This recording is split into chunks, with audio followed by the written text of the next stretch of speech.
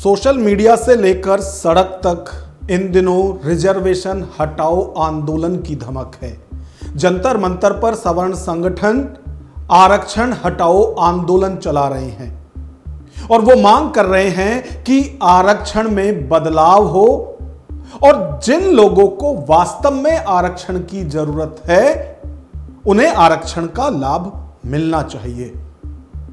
और जो आरक्षण हटाओ मूवमेंट सवर्ण संगठनों का दिल्ली में चल रहा है, क्या उसमें अब दरार आ चुकी है या यूं कहें कि क्या सवर्ण संगठन बंट चुके हैं?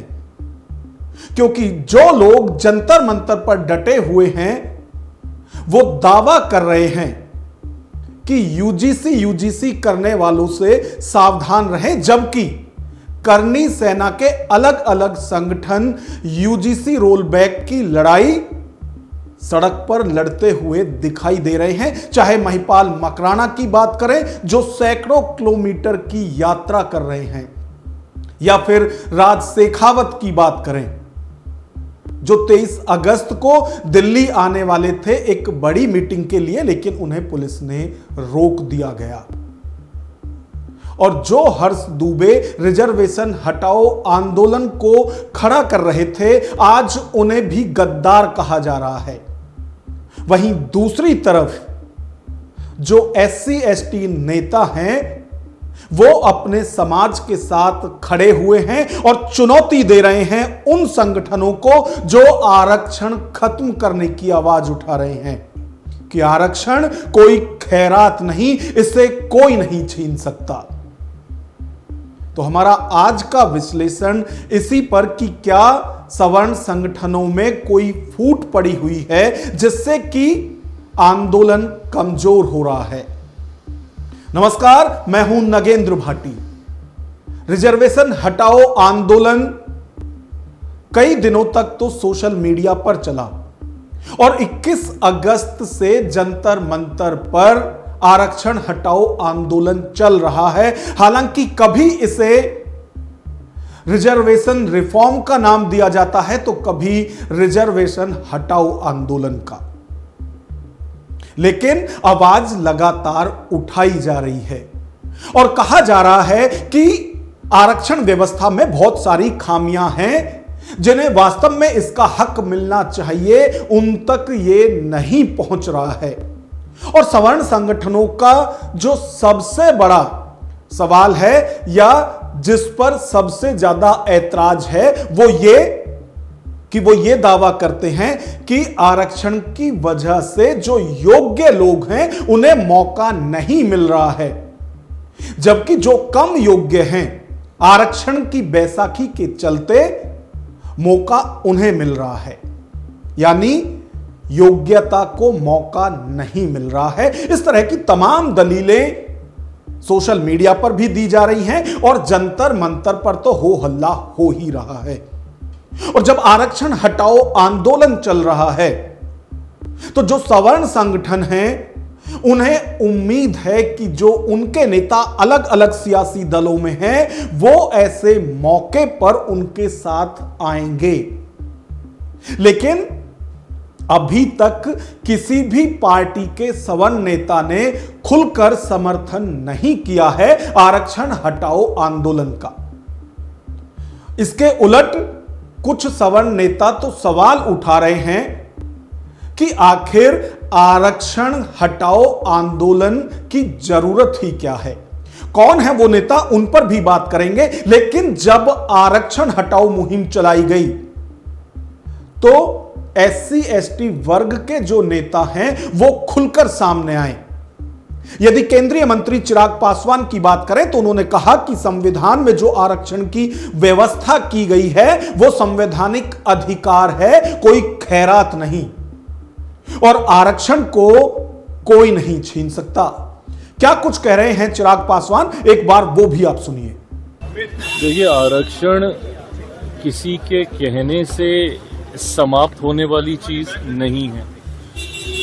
आरक्षण किसी को मिल रही खैरात भी नहीं है। आरक्षण एक संवैधानिक अधिकार है और इसके पीछे की सोच ऐसे समाज से आने वाले लोगों को मुख्यधारा के साथ जोड़ने की रही है, जिनके साथ किसी न किसी कारणवश भेदभाव हुआ है। अनुसूचित जाति के लोग हों, अनुसूचित जनजाति के लोग हों, शेड्यूल कास्ट कौन सी कास्ट है? ये वो कास्ट हैं जो संविधान में शेड्यूल की गई हैं, जिनका आधार छुआछूत था। उनको आधार बनाया, उनको शेड्यूल किया गया और उन कास्ट को आपने आरक्षण देने का काम किया। अब चिराग पासवान कह रहे हैं कि आरक्षण कोई खैरात नहीं है। वहीं केंद्रीय मंत्री रामदास अठावले की यदि बात करें तो जो लोग आरक्षण का विरोध कर रहे हैं, जो रिजर्वेशन हटाओ आंदोलन चला रहे हैं, रामदास अठावले को तो वो लोग देशद्रोही नजर आ रहे हैं। आरक्षण हटाओ मुहिम पर क्या कुछ कह रहे हैं केंद्रीय मंत्री रामदास अठावले, एक बार इनको भी सुनिए। मुझे लगता है कि आरक्षण खत्म करने का किसी को अधिकार नहीं है, संवैधानिक अधिकार है। शेड्यूल कास्ट, शेड्यूल ट्राइब को बाबा साहब अम्बेडकर जी ने संविधान में आरक्षण लाने का प्रयत्न किया था और अभी ओबीसी को आरक्षण ओबीसी सिंह जी के टाइम पर मिला था। तो मुझे लगता है कि और उसके बाद मोदी सरकार ने इकोनॉमिक वीकर सेक्शन को भी 10% आरक्षण दिया है, तो हर जाति को अभी आरक्षण मिलता है। तो इसीलिए आरक्षण खत्म करने का किसी को अधिकार नहीं है, ये सबका संवैधानिक अधिकार है और ऐसी मांग करने वाले लोग राष्ट्रद्रोही लोग हैं। आजाद समाज पार्टी के अध्यक्ष और नगीना से सांसद चंद्रशेखर ने भी सवाल उठाए हैं इस पूरे रिजर्वेशन हटाओ आंदोलन पर। वो कह रहे हैं कि जिन्हें लगता है कि संविधान में आरक्षण की व्यवस्था गलत की गई है, तो इसके लिए वो पहले कोई अपना राजनीतिक दल बनाए, चुनाव जीतकर आए, सरकार बनाए और उसके बाद जो चाहे जैसा चाहे वैसा कानून बना लें।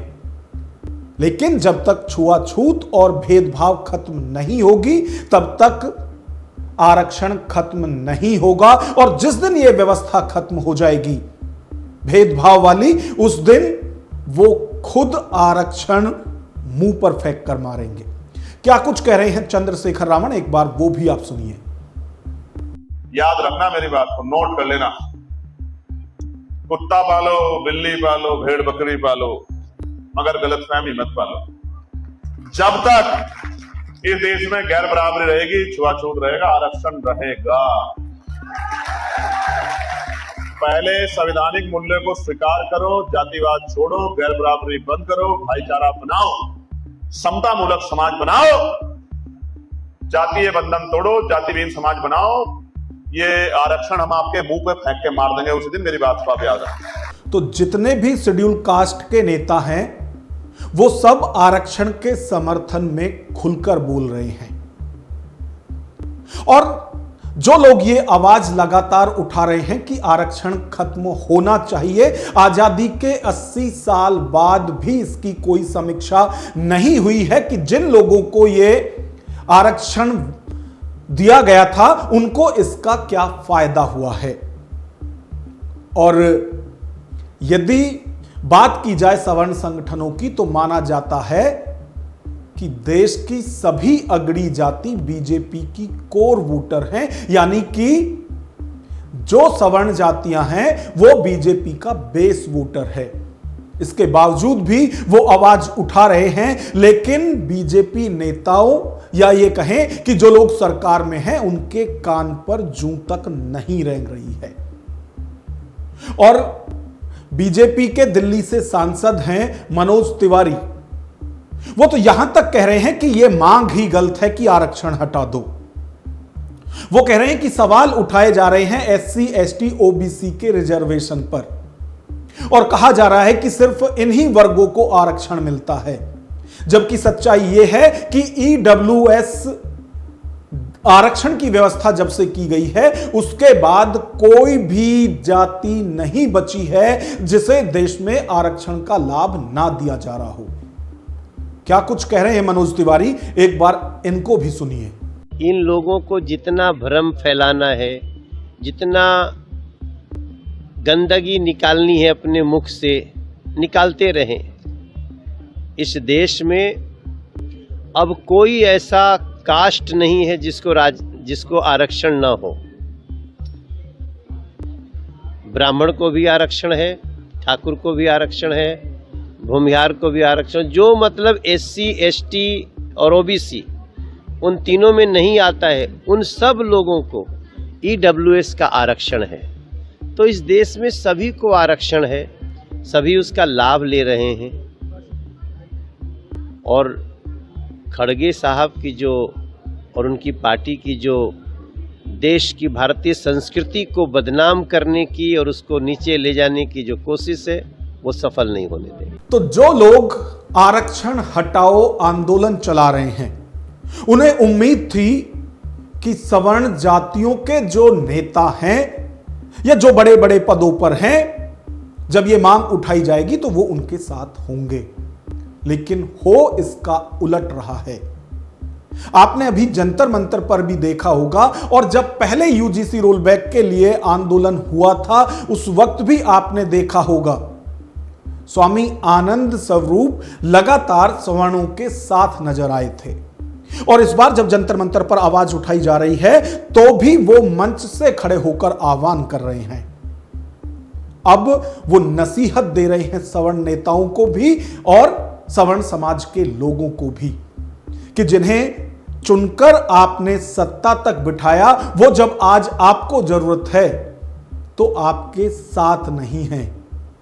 वो तो यहां तक भी नसीहत दे रहे हैं कि सवर्ण नेताओं को SC ST वर्ग के नेताओं से सीखना चाहिए कि वो खुलकर अपने समाज के साथ हैं।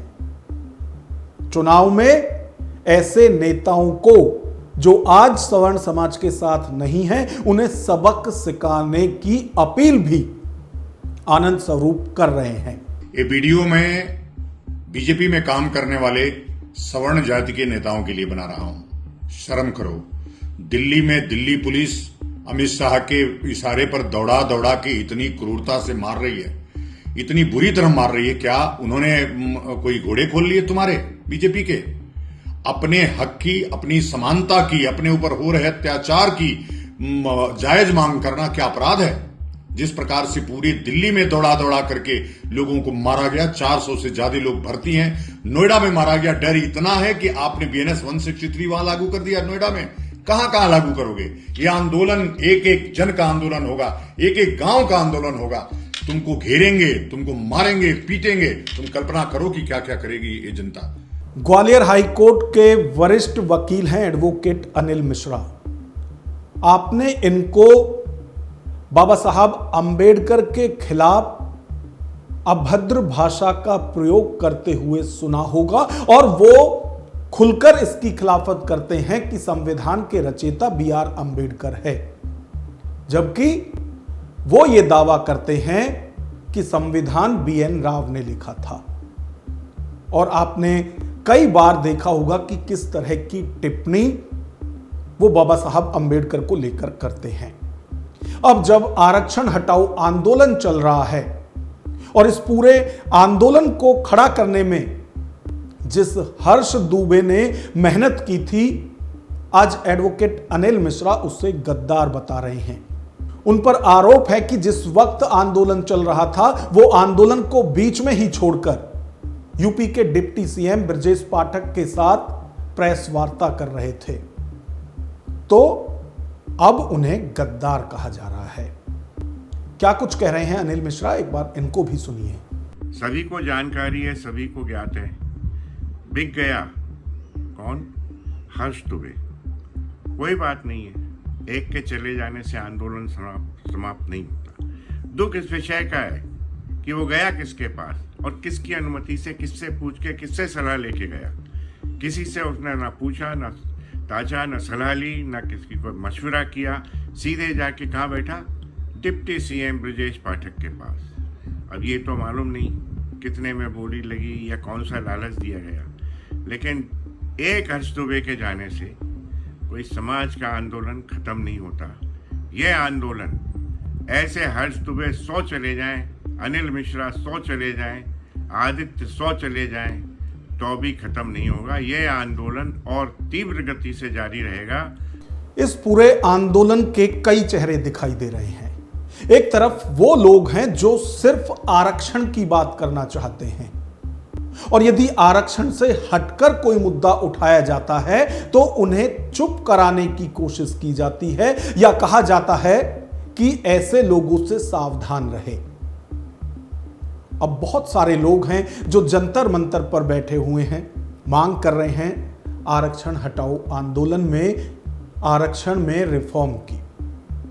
वहीं एक ऐसा तबका भी है जिन्हें लगता है कि यूजीसी की जो नई गाइडलाइंस आई थी वो सवर्ण समाज के लिए ठीक नहीं है। उससे जो छात्र या जो सवर्ण समाज के लोग उच्च शिक्षण संस्थानों में जाएंगे उनके साथ वहां दिक्कत हो सकती है, उन्हें अपराधी की तरह ट्रीट किया जा सकता है जैसी गाइडलाइंस यूजीसी की नई आई हैं। तो वो यूजीसी रोल बैक के लिए माहौल बना रहे हैं और समर्थन जुटा रहे हैं। तो एक तरफ वो लोग हैं जो आरक्षण के विरोध में हैं, दूसरी तरफ वो लोग हैं जो यूजीसी के विरोध में हैं। और जो लोग आरक्षण के विरोध में हैं वो जो यूजीसी की आवाज उठा रहे हैं उनसे सावधान रहने की बात कर रहे हैं। तो ऐसे में सवाल वही है कि क्या सवर्ण संगठनों में एकजुटता नहीं है? क्योंकि जो हर्ष दुबे हर टीवी हर न्यूज स्टूडियो में जाकर 21 अगस्त को जंतर मंतर पर आने का आह्वान कर रहे थे, आज उन्हें ही गद्दार घोषित कर दिया गया है। और यदि सवर्ण नेताओं की बात करें तो वो भी खुलकर इस आंदोलन के समर्थन में नहीं आ रहे हैं। ऐसे में हम आपकी राय जानना चाहते हैं कि जो आरक्षण हटाओ आंदोलन चल रहा है इस पर आपकी क्या राय है? अपनी राय कमेंट बॉक्स में हमें जरूर लिखें और यदि वीडियो पसंद आए तो लाइक करें और इसी तरह की वीडियो देखने के लिए हमारे चैनल को सब्सक्राइब करें। नमस्कार।